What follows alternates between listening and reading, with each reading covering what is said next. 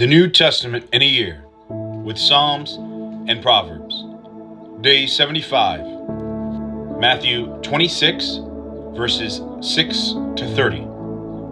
Jesus is anointed at Bethany. Jesus was in Bethany at the house of Simon, a man who had suffered from a dreaded skin disease. While Jesus was eating, a woman came to him with an alabaster jar filled with an expensive perfume, which she poured on his head. The disciples saw this and became angry. "Why all this waste?" they asked. "This perfume could have been sold for a large amount and the money given to the poor." Jesus knew what they were saying, and so he said to them, "Why are you bothering this woman? It is a fine and beautiful thing that she has done this for me.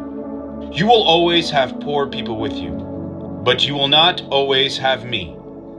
What she did was to pour this perfume on my body to get me ready for burial. Now, I assure you that wherever this gospel is preached, all over the world, what she has done will be told in memory of her."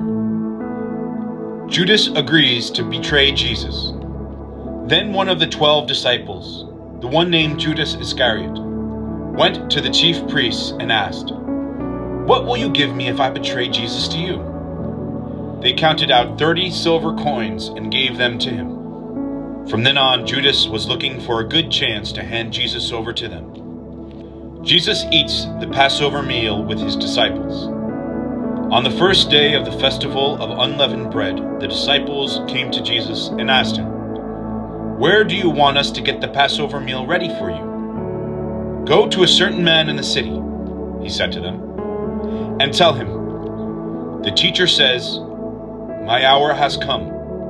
My disciples and I will celebrate the Passover at your house.'" The disciples did as Jesus told them and prepared the Passover meal.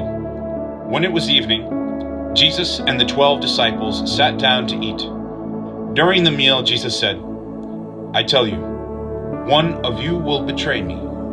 The disciples were very upset and began to ask him, one after the other, "Surely, Lord, you don't mean me." Jesus answered, "One who dips his bread in the dish with me will betray me. The Son of Man will die as the scriptures say he will. But how terrible for that man who will betray the Son of Man. It would have been better for that man if he had never been born." Judas, the traitor, spoke up. "Surely, teacher, you don't mean me?" he asked. Jesus answered, "So you say." The Lord's Supper. While they were eating, Jesus took a piece of bread, gave a prayer of thanks, broke it, and gave it to his disciples. "Take it and eat it," he said. "This is my body." Then he took a cup, gave thanks to God, and gave it to them. "Drink it, all of you," he said. "This is my blood, which seals God's covenant. My blood poured out for many for the forgiveness of sins. I tell you, I will never again drink this wine until the day I drink the new wine with you in my Father's kingdom." Then they sang a hymn and went out to the Mount of Olives.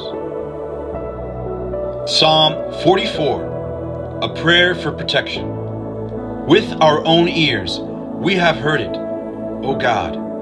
Our ancestors have told us about it, and the great things you did in their time, in the days of long ago. How you yourself drove out the heathen and established your people in their land. How you punished the other nations and caused your own to prosper. Your people did not conquer the land with their swords. They did not win it by their own power. It was by your power and your strength, by the assurance of your presence, which showed that you loved them. You are my King and my God. You give victory to your people, and by your power we defeat our enemies. I do not trust in my bow or in my sword to save me, but you have saved us from our enemies and defeated those who hate us. We will always praise you and give thanks to you forever. But now you have rejected us and let us be defeated. You no longer march out with our armies. You made us run from our enemies and they took for themselves what was ours. You allowed us to be slaughtered like sheep. You scattered us in foreign countries. You sold your own people for a small price, as though they had little value. Our neighbors see what you did to us, and they mock us and laugh at us. You have made us a joke among the nations. They shake their heads at us in scorn. I am always in disgrace. I am covered with shame, from hearing the sneers and insults of my enemies and those who hate me. All this has happened to us, even though we have not forgotten you, or broken the covenant you made with us. We have not been disloyal to you. We have not disobeyed your commands. Yet you left us helpless among wild animals. You abandoned us in deepest darkness.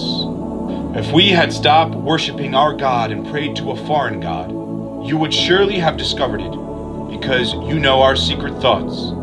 But it is on your account that we are being killed all the time, that we are treated like sheep to be slaughtered. Wake up, Lord! Why are you asleep? Rouse yourself! Don't reject us forever. Why are you hiding from us? Don't forget our suffering and trouble. We fall crushed to the ground. We lie defeated in the dust. Come to our aid. Because of your constant love, save us. Amen.